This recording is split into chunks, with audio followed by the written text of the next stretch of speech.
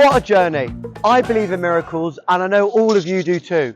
Together we achieved a miracle today with the Leasehold and Freehold Reform Bill. When that general election was called earlier this week, the bill wasn't going to happen. Even 9 AM yesterday, it wasn't going to happen. It was not reserved for a process called wash up, where MPs and peers in the Commons and Lords respectively rush to get certain bills through. It wasn't going to happen. But we kicked up a fuss, you made noise, and we made the government listen. But the emotional rollercoaster continued. While the bill would make the wash-up process on Friday, it became quite clear that there was a hardcore group of Tory peers seemingly hell-bent on stopping the bill from passing. There's a huge possibility of challenge in the courts. And everybody must see that, because we're taking people's property away. It seems remarkable to me that the government seems to think this measure is going to benefit ordinary people. It is not. The washing up proceedings are leaving a lot of dirty clothing in the washing machine which have not been properly attended to. It attacks us, our country, as a good place to invest.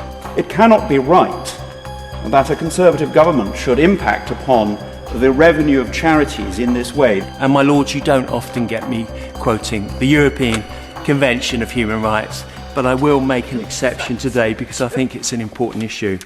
It was almost like they'd been bussed in by the Residential Freehold Association. Barely any had bothered to show up to any previous debates on the bill. As the afternoon wore on, they talked and talked and talked.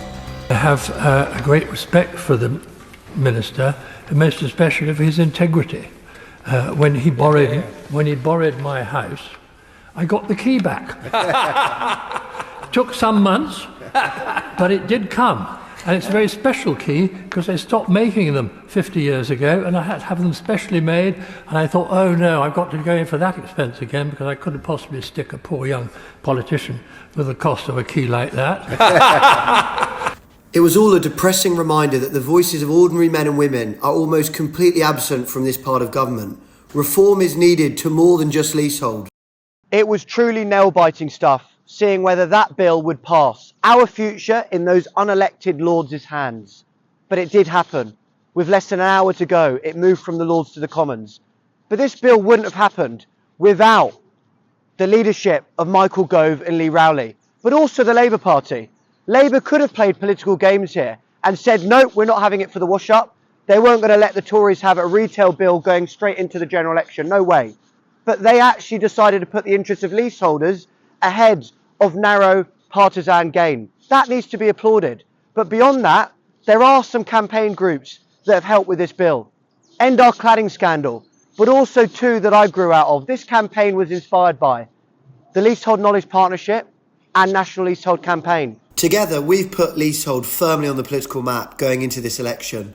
On the day the bill passed, Keir Starmer visited Leyland in Lancashire. Labour have in the past said that they want to end the medieval leasehold. I know people would like to hear you publicly commit to this, and if Labour get into power, would you commit to bringing forward legislation in the first King's Speech to enact all of the Law Commission recommendations, including ground rent caps? Let me publicly recommit to it then, so that you've got that and got it on camera, and there's no ambiguity about it, because we've long said that it is a medieval way of doing business. It bears down on people. It's very, very expensive, so we have to end it. Whether we can get it into the first King's Speech, I don't know. I don't want to promise you that. We will do it as soon as we can, and we may well be able to do it that quickly. The bill is deeply flawed and highly limited, but it gives some relief to some leaseholders so that they can finally take back rightful control of their homes, money and lives. But we weren't given the Commonhold 2.0 that we all promised and that we all deserve. And there's a raft of other policies that we must fight for to become the law. Now, you know what? After this bank holiday weekend, the freeholder lobby will be speaking to their professional lobbyists about how they can water down even this bill with all the secondary legislation to come, and how they can put pressure on the next government, maybe a Labour one, not to bring forward another bit of legislation on this issue. We've got to wise up, we've got to get noisier, we've got to get more creative with the way we push for our lives to be freed, for us to have independence in our own homes, and for us to have democratic self-rule. But for tonight, let's just celebrate a historic moment. A message has been received from the Lords that the Lords agree to the Leasehold and Freehold Reform Bill with amendments to which they desire the agreement of the Commons. This is a once-in-a-generation reform that will alter the housing market forever. Mr. Speaker, I beg to move. We're pleased that the disagreements down the other end of the building have been resolved and that this can go forward. It's not perfect, as the Father of the House has pointed out, and I hope a future government, I hope a future Labour government will take the next steps that we need. But it is a step forward, and so we are pleased to support this legislation going forward onto the statute books this evening. I think the ayes have it, the ayes have it. That concludes consideration of the Lords' amendments received today relating to the Leasehold and Freehold Reform Bill. Order! Order! I believe in miracles. Where you from? You sexy thing, you. I believe in miracles.